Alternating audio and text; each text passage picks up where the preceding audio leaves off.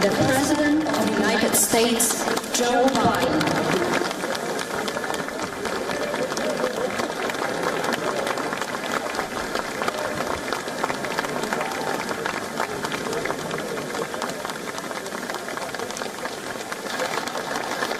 Thank you, thank you, thank you. Please have a seat. Please seat. If you don't, come up on stage. Thank you very much. It's a great honor to be here. Mr. President, they tell me you're over there somewhere. There you are. Thank you, Mr. President. Be not afraid.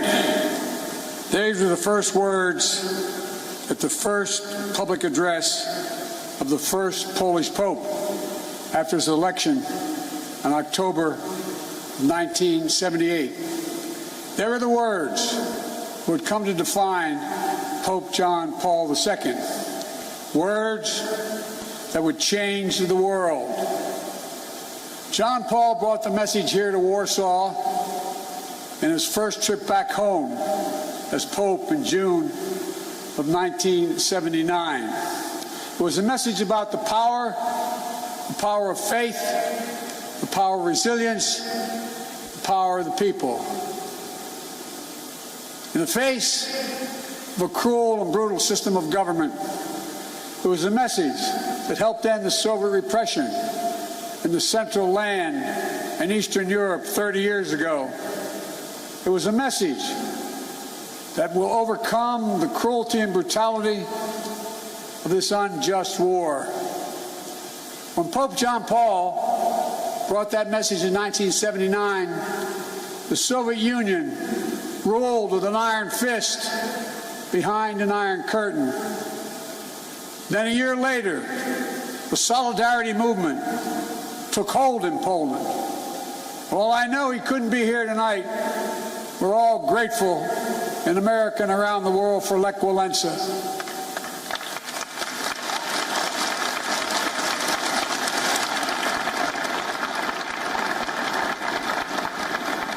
Reminds me of that phrase from philosopher Kierkegaard. Faith sees best in the dark. And they were dark moments. 10 years later, the Soviet Union collapsed, and Poland and Central and Eastern Europe would soon be free. Nothing about that battle for freedom was simple or easy. It was a long, painful slog, fought over not days and months, but years and decades. But we emerged anew in the great battle for freedom, a battle between democracy and autocracy, between liberty and repression, between a rules-based order and one governed by brute force. In this battle, we need to be clear-eyed. This battle will not be won in days or months either. We need to steel ourselves for the long fight ahead. Mr. President, Mr. Prime Minister, Mr. Mayor, members of the Parliament, distinguished guests, and the people of Poland, and I suspect some people of Ukraine that are here. We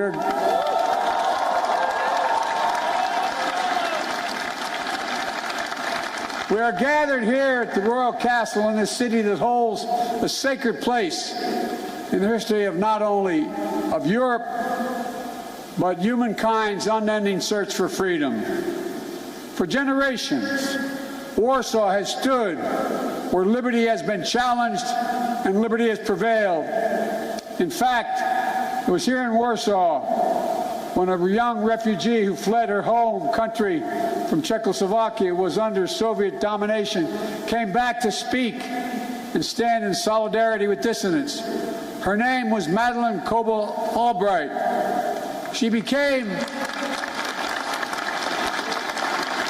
one of the most ardent supporters of democracy in the world. She was a friend with whom I served, America's first woman Secretary of State. She passed away 3 days ago. She fought her whole life for essential democratic principles. And now, in the perennial struggle for democracy and freedom, Ukraine and its people are on the front lines, fighting to save their nation.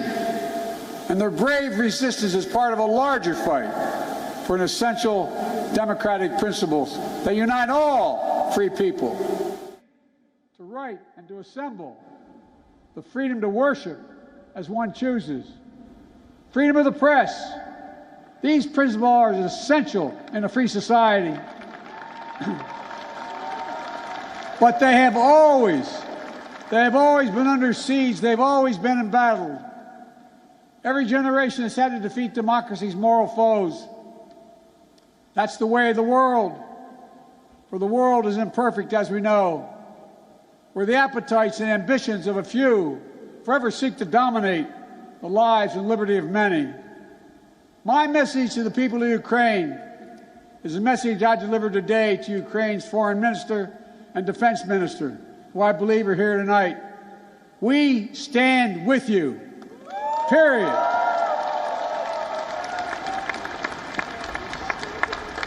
Today's fighting Kyiv and Metropole and Kharkiv are the latest battle in a long struggle.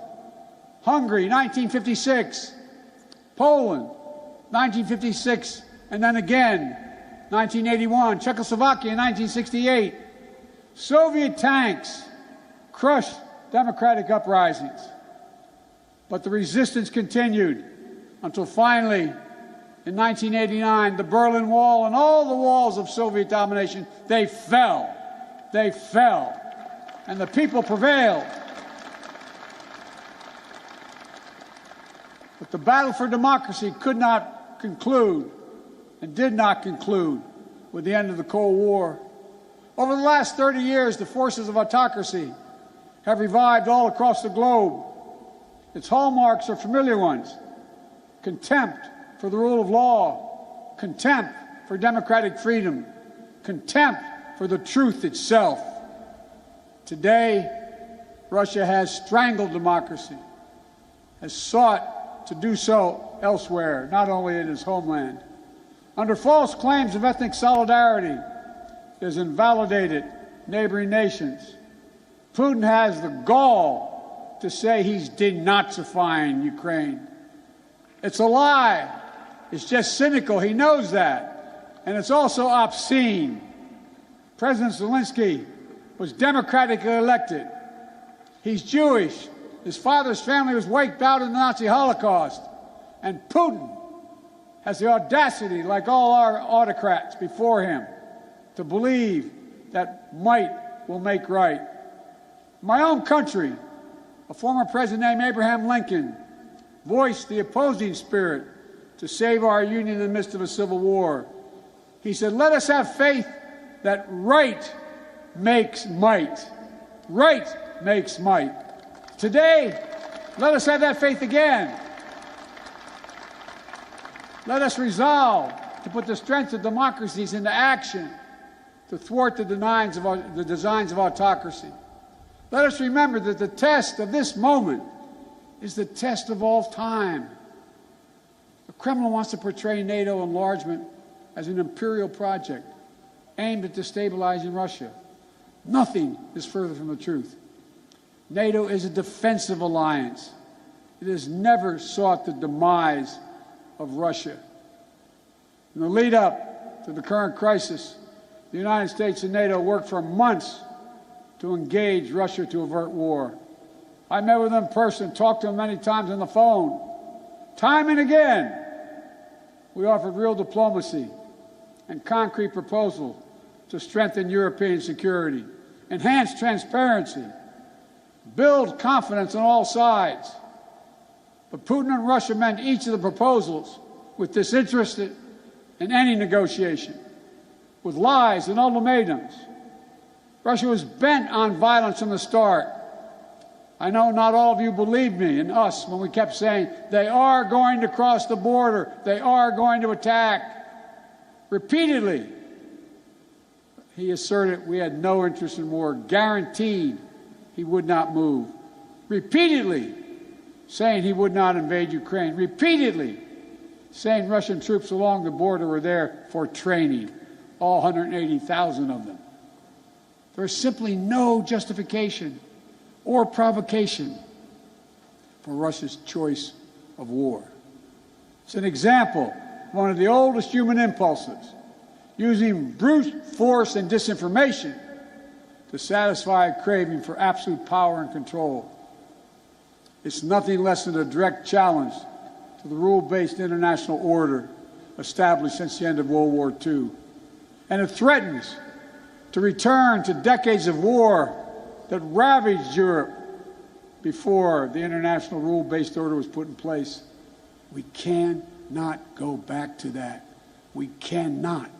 The gravity of the threat is why the response of the West has been so swift and so powerful and so unified, unprecedented and overwhelming.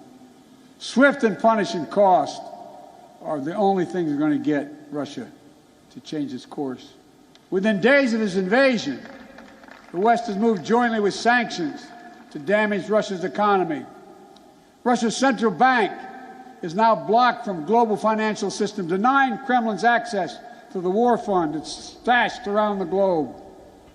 We've aimed at the heart of Russia's economy by stopping the imports of Russian energy to the United States. To date, the United States has sanctioned 140 Russian oligarchs and their family members, seizing their ill-begotten gains, their yachts, their luxury apartments, their mansions. We've sanctioned more than 400 Russian government officials, including key architects of this war. These officials and oligarchs have reaped enormous benefit from the corruption connected to the Kremlin. And now they have to share in the pain. The private sector is acting as well.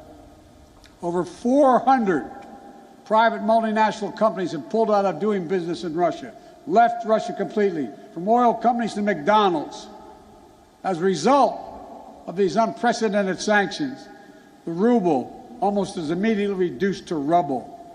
The Russian economy, that's true, by the way, takes about 200 rubles to equal $1. The economy is on track to be cut in half in the coming years. It was ranked, Russia's economy was ranked the 11th biggest economy in the world before this invasion. It will soon not even rank among the top 20 in the world.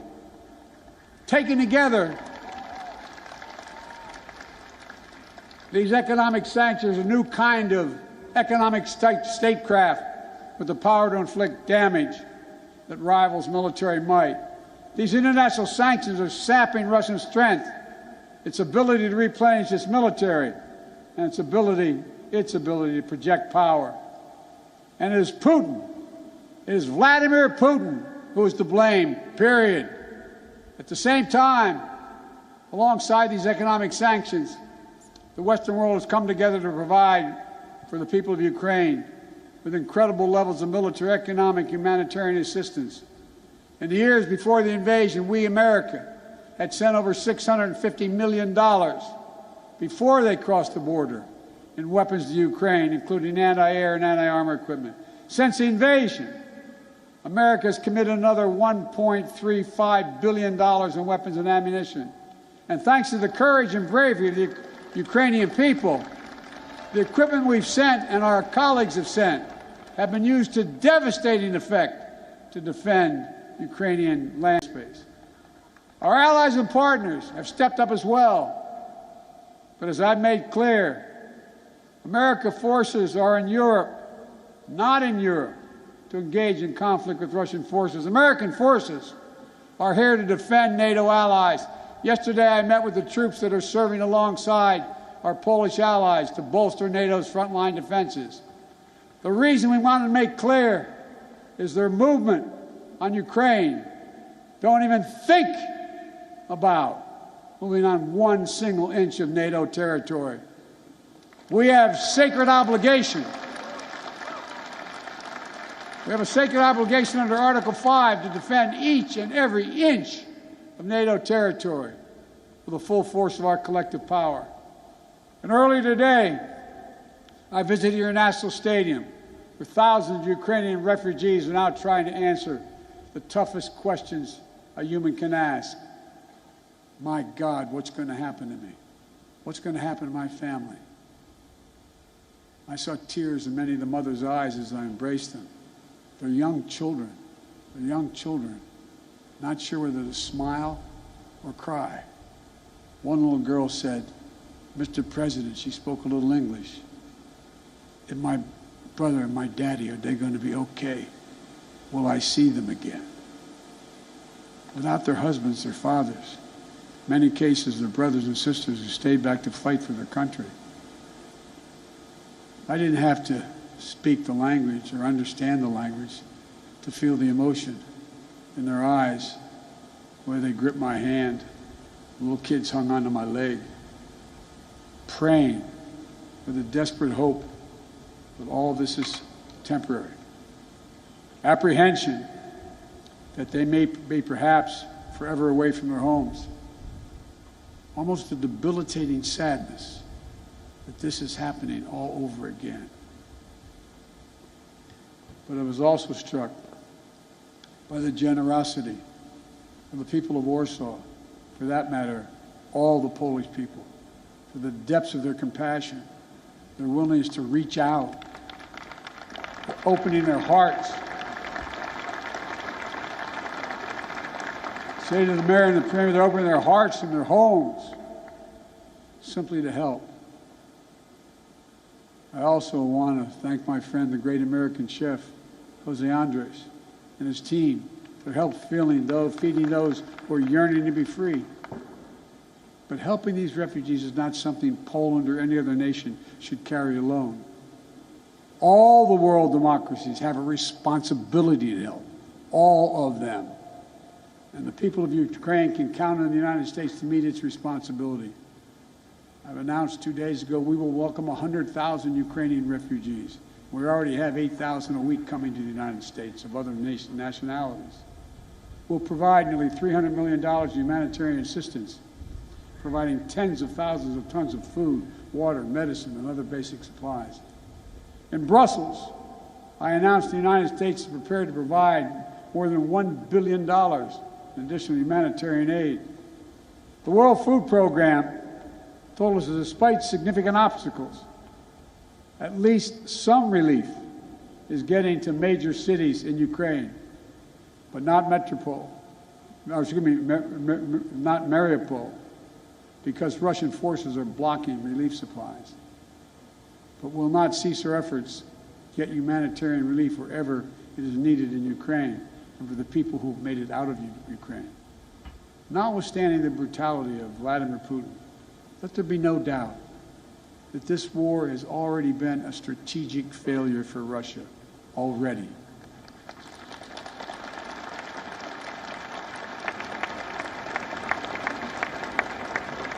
Having lost children myself, I know that's no solace to the people who've lost family. But he, Putin, thought Ukrainians would roll over and not fight. Not much of a student of history. Instead, Russian forces have met their match with brave and stiff Ukrainian resistance. Rather than breaking Ukrainian resolve, Russia's brutal tactics have strengthened the resolve. Rather than driving NATO apart, the West is now stronger and more united than it has ever been. Russia wanted less of a NATO presence on his border, but now he has a stronger presence, a larger presence, with over 100,000 American troops here, along with all the other members of NATO. In fact, Russia has managed to cause something I'm sure he never intended. The democracies of the world are revitalized with purpose and unity found in months that we've once taken years to accomplish. It's not only Russia's actions in Ukraine that are reminding us of democracy's blessing. It's our own country, his own country, the Kremlin. It's jailing protesters. 200,000 people have allegedly already left. There's a brain drain leaving Russia, shutting down independent news. State media is all propaganda, blocking the image of civilian targets, mass graves, starvation tactics of the Russian forces in Ukraine. Is any wonder, as I said, that 200,000 Russians have already left their country in 1 month?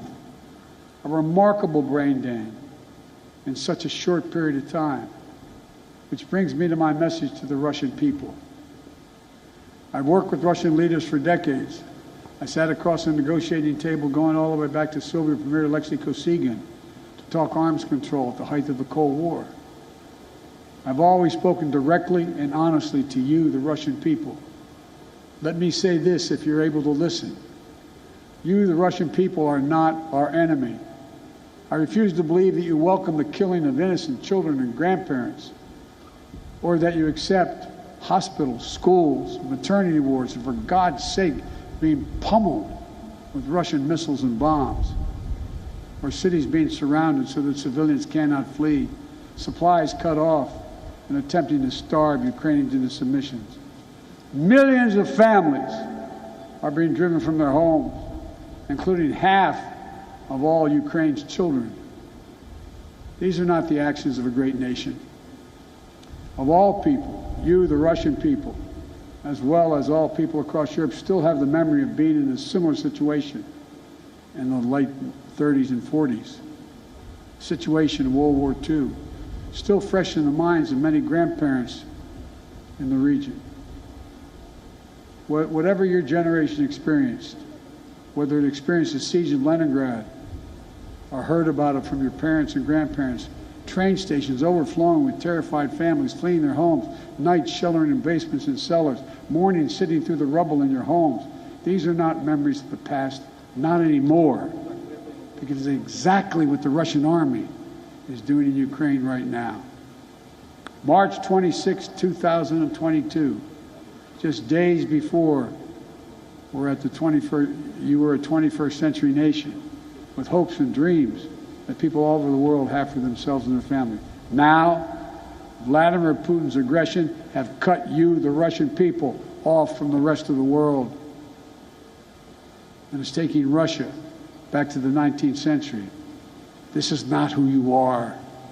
This is not the future you deserve for your families and your children.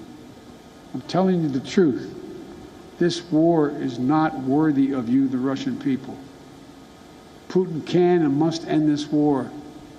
The American people will stand with you and the brave citizens of Ukraine who want peace. My message to the rest of Europe, this new battle for freedom has already made a few things crystal clear. First, Europe must end its dependence on Russian fossil fuels, and we, the United States, will help.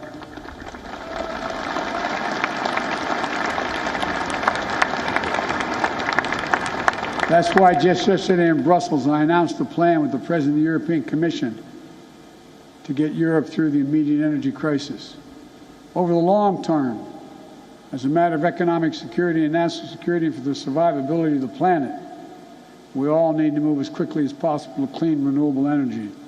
And we'll work together to help get that done so that the days of any nation being subject to the whims of a tyrant for its energy needs are over. They must end. They must end. And second, we have to fight the corruption coming from the Kremlin to give the Russian people a fair chance. And finally, most urgently, we maintain absolute unity. We must among the world's democracies. It's not enough to speak with rhetorical flourish of ennobling words of democracy, of freedom, equality, and liberty. All of us, including here in Poland, must do the hard work of democracy each and every day. My country as well. That's why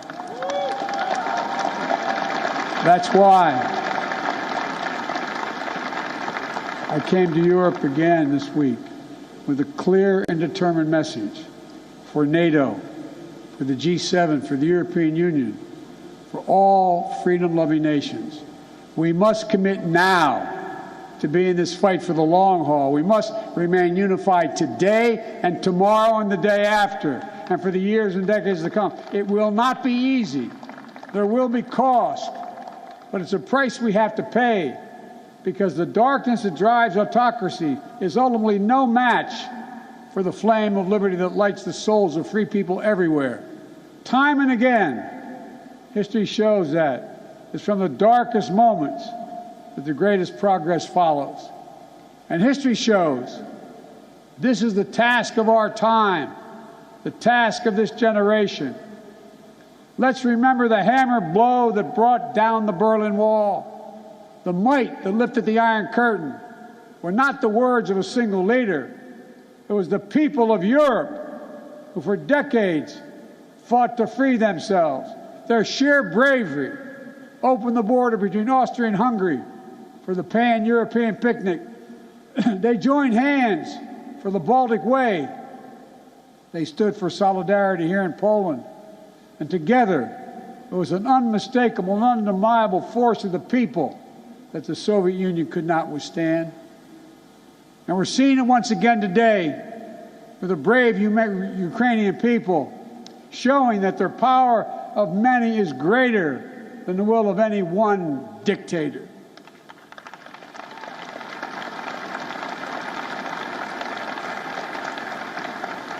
So in this hour, let the words of Pope John Paul burn as brightly today. Never, ever give up hope. Never doubt. Never tire. Never become discouraged. Be not afraid.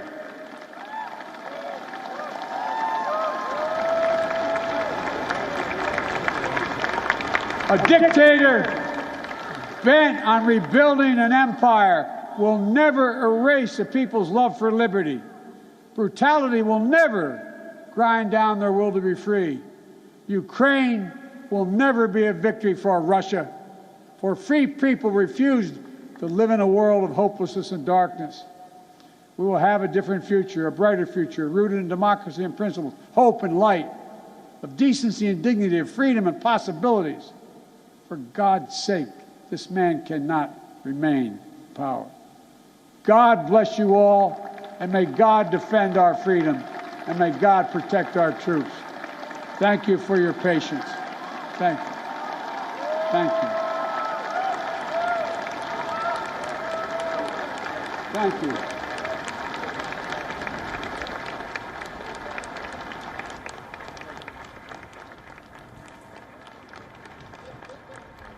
And that, of course, was the U.S. President Joe Biden delivering what is now seeming to be an impassioned address in Warsaw in Poland. Biden made some crucial remarks right there. He said, starting by quoting the Polish Pope John Paul II. He clearly said that liberty has prevailed and it will continue to do so. The Russia-Ukraine conflict was at center stage in Biden's speech. He said that Ukraine currently is at the front line in fighting for freedom and is now fighting for essential democratic principles. He announces, once again, reiterated the U.S. support for Ukraine by saying that the U.S. and its ally will continue to stand with Ukraine. When it comes to Russia, the U.S. president said that Russia has strangled democracy. He even went as far as calling Putin and his claims of denazifying Ukraine to justify his attack as cynical and obscene. He said that right makes might. Let's believe in this. He also spoke about unprecedented sanctions against Russia, saying that ruble could be surely reduced to rubble, all because of these sanctions.